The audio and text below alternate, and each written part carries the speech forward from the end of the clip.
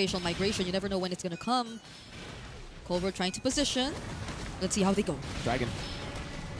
Shark coming down into the back line. Black Dragon form already in the midst of it all. Petrify on 2. Nat's gonna go in as well. That's gonna be the pure CC with the Vengeance. Resets constantly. Furious dive. Final slash coming in from Nats. Kenny, no flicker. You gotta remember that. Now it's in the midst of it all. Bankai is able to survive for so long. And in the end, it's a win for the Huns. 3 kills over to 1. And the neutral objective. That fight took a bit too long. And the Huns seemed the much more comfortable team to take that. Oh, Still meta! They want to go on Cold World OU with the Khalid. Shark G Kundo lands on OU. No way the Dragon, so he can't kick him back. And now it's just such a good early game for the Huns. You would have thought that it's... To send A7 home and to secure their grand final spot. Hold on. Ooh, they don't know Still meta. Reset. Final slash coming down as well. Spatial migration! Still meta waiting in the bush. The Petrify comes around. And now it's back to you. Bankai with the DOT on BP. The Yuzhong's just really doing such a good job in the series. Shark gets knocked up, but at least is gonna be safe under the turret. Still though, guys come in clutch. Still meta a whole 2 levels ahead. Final slash coming down. Kenny will go for the Crimson Beacon on Zia. Now gets shredded down, but Raging Sandstorm. Bankai in the back with the Furious Dive. Shark with the way the Dragon and the Flicker combo, but it's only onto OU. Is still meta. Walks back up. That's the pull into the Violent Requiem. Big bonk, but it only lands on the clone. this is gonna be a turret over to the Huns and potentially even a... Yep. Would have been different. The Dragon's up now. Oh god. It's gonna be a turret, I think. It's back. Now they're just going for the zone. They're trying to take down this mid-base turret, but A7 are holding on. Energy Eruption and Final Slash! What a Final Slash into the back. Shark goes in as well, but he's gonna get all the damage. Petrify to pick up with the Furious Dive and the Crimson Beacon. Now from Kenny. Spatial Migration over in the back. That's gonna be the kite back from Sia, but it gets taken out, and Nats will fall as well. The Huns, they got the base turret. They got the fight. Cold World defends just for a bit. The Spatial Migration lands, and they go all in on Cold World, but he's able to get into the base in time. Another wave up top. Shark is gonna be up. Can the Huns end it here? They still have turrets in mid and bot, and I think that keeps them alive for a bit more.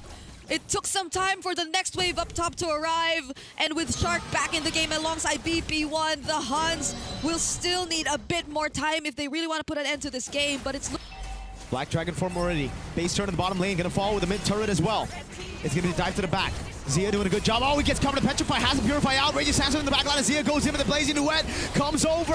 They're gonna go for the base right now as the RWM gets used up, but the Lord is still very much healthy. And the Huns will just take, wait! It's just the base that they target. It's all over for A7. The Huns move to the grand finals of the wild card. The Huns shall keep the Mongolian MLBB dreams alive in the wild card as they eliminate A7 here in the semi-finals. I gotta say that was an amazing match. And the theory I was looking for is called the Occam's Razor, which basically means get the option that has the least amount of variables. And let's talk about the Arlet into Yuzong. There's a lot of variables. You're kind of hoping that the Yuzong does not know how to play this passive. And clearly that was a mistake, right? That was probably where they botched the draft. And maybe because in game number 2, they got away with it by picking up the Eve against the Claude. But that's a very different scenario because they're not in the same lane even, right? Yeah. This one is in the same lane, and we saw the difference there.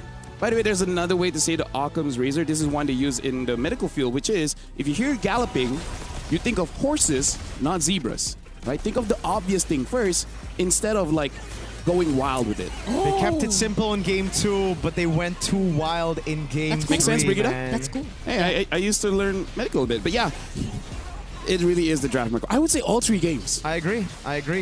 And okay, this is the game-winning play, by the way. This is the game-winning play. This is where it all ended. The hopes and dreams of A7, because that's the way for them to come back. If they get the Yuzong, they get the turtle, maybe, just maybe they come around. But a 3,000 gold lead for a Yuzong against an Arlet at the 11th minute, I think it's over. There's no way unless Huns just walk into Fountain. Yeah, because right after that, they also went up top and gave Zia his first death. So both sides were already pretty much shut down.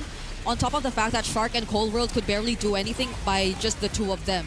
Like, came to a point where they needed the entire team to perform just to get at least a pick-off or an advantage against the Huns. But even that was seemingly impossible. It was very low effort for the Huns to just get whatever they wanted across the map. I gotta say, we might even have a saying for wildcards here, which is, don't gang the Yuzong.